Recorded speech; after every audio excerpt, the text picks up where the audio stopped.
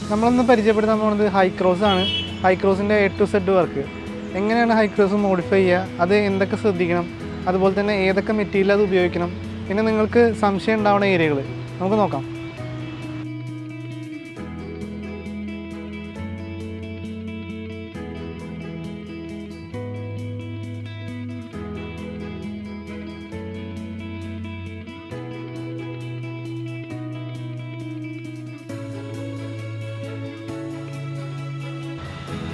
നമുക്ക് ഹൈക്രോസിൻ്റെ ഫ്രണ്ട് ലുക്കിലേക്ക് പോകാം. ഞാൻ എപ്പോഴും പറയുന്ന പോലെ നമ്മുടെ ഫസ്റ്റ് തന്നെ ഫ്രണ്ടാണ് നമ്മൾ ഏറ്റവും കൂടുതൽ ഐഡൻറ്റിഫൈ ചെയ്യുക.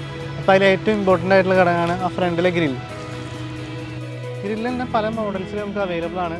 ഇത് നമുക്ക് OEM കമ്പനി ആയിട്ടുള്ള അതേ ഗ്രില്ല് തന്നെയാണ് വെച്ചേക്കുന്നത്, പക്ഷേ അതിൻ്റെ ഔട്ടറിലുള്ള ക്രോമാണ് ഇതിൽ വെച്ചേക്കുന്നത്. അതുപോലെ തന്നെ പലരുടെയും സംശയമാണ് ഈ ക്രോം വെച്ച് കഴിഞ്ഞാൽ നമ്മുടെ വണ്ടിയുടെ ലുക്ക് പോകുമെന്നുള്ളത്. ഒരിക്കലും ഇല്ല. നമ്മുടെ വണ്ടിയുടെ ക്രോം ഫിനിഷ് എന്ന് പറയുന്നത് ഒരു സ്ലീക്ക് ലുക്കാണ് നൽകുന്നത് വണ്ടിക്ക്. പിന്നെ അതുപോലെ തന്നെ വെക്കുന്ന സമയത്ത് ഏറ്റവും ക്വാളിറ്റിയുള്ള നല്ല ക്വാളിറ്റി തന്നെ പ്രൊവൈഡ് ചെയ്യുക. അതുപോലെ നിങ്ങളുടെ ഈ സംശയം തന്നെയാണ് ഈ പറഞ്ഞ സാധനങ്ങൾ കംപ്ലൈൻറ്റ് വരുമോ, ഫെയ്ഡ് ആവുമോ എന്നുള്ളതൊക്കെ. ഏറ്റവും നല്ല ഇമ്പോർട്ടൻറ്റ് ക്വാളിറ്റി ഉപയോഗിക്കുകയാണെങ്കിൽ ഒരിക്കലും അത് കംപ്ലൈൻറ്റ് വരില്ല. അതുപോലെ തന്നെ നമ്മുടെ വണ്ടിയുടെ പ്രീമിയം ലുക്ക് നൽകാനായിട്ട് ഏറ്റവും ഇമ്പോർട്ടൻ്റ് ആയിട്ടുള്ള സംഭവമാണ് DRL.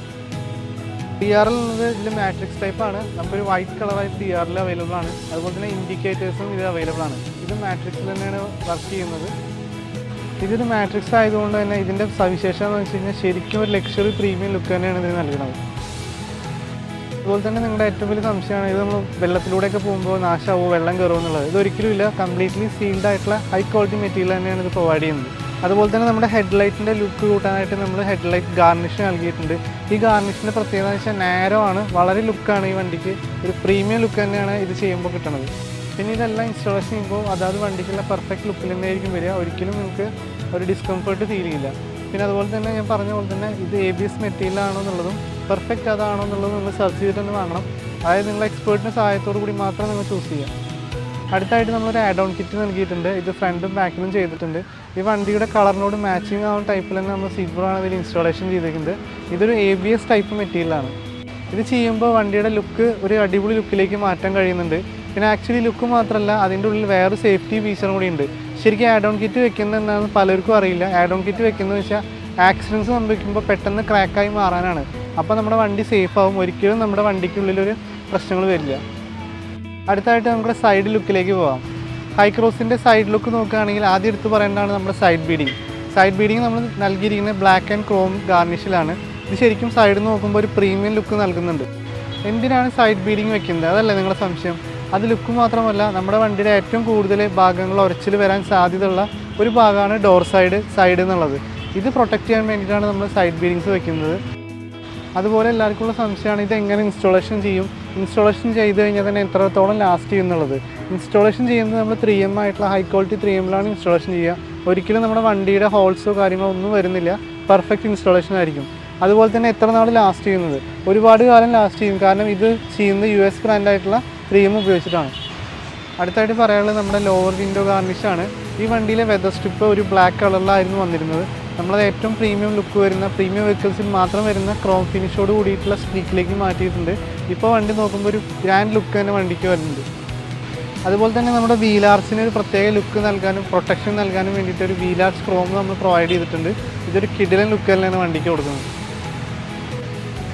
അതുപോലെ തന്നെ സൈഡ് വ്യൂ നോക്കുകയാണെങ്കിൽ നമ്മൾ ചെറിയൊരു എയർ ഫ്ലോ വെച്ചിട്ടുണ്ട്. അതുപോലെ തന്നെ നമ്മുടെ റെയിൻ ഗാർഡ് വെച്ചിട്ടുണ്ട്. ഈ റെയിൻ ഗാർഡിൻ്റെ പ്രത്യേകത എന്ന് വെച്ച് കഴിഞ്ഞാൽ അതും ഒരു ക്രോം ഫിനിഷോട് കൂടിയിട്ടുള്ളതാണ്. ഈ വണ്ടിയുടെ ടോട്ടൽ ലുക്ക് പ്രൊവൈഡ് ചെയ്തിരിക്കുന്നത് ബ്ലാക്ക് ആൻഡ് ക്രോം ലുക്കിലാണ്. നമ്മൾ മസ്റ്റായിട്ട് യൂസ് ചെയ്യേണ്ട ഒരു പ്രൊഡക്റ്റ് തന്നെയാണ് റെയിൻ ഗാർഡ്. ഈ റെയിൻ ഗാർഡിൻ്റെ പ്രത്യേകം പറയുന്നില്ല, ഒത്തിരി വീഡിയോസിൽ ഞാൻ പറഞ്ഞിട്ടുണ്ട്. You try it. അടുത്തായിട്ട് നമ്മൾ പറയുന്നത് വണ്ടിയുടെ റൂഫിൽ വരുന്ന റൂഫ് റെയിൽ തന്നെയാണ്. ശരിക്കും പറഞ്ഞാൽ ഒരു യുണീക്ക് ലുക്ക് നൽകുക. നമ്മുടെ വണ്ടിക്ക് മറ്റുള്ള വണ്ടികളിൽ നിന്ന് ചെറിയ ഫീച്ചേഴ്സ് മാറ്റണമെങ്കിൽ അത് റൂഫ് റെയിൽ മാത്രമേ കഴിയുള്ളൂ.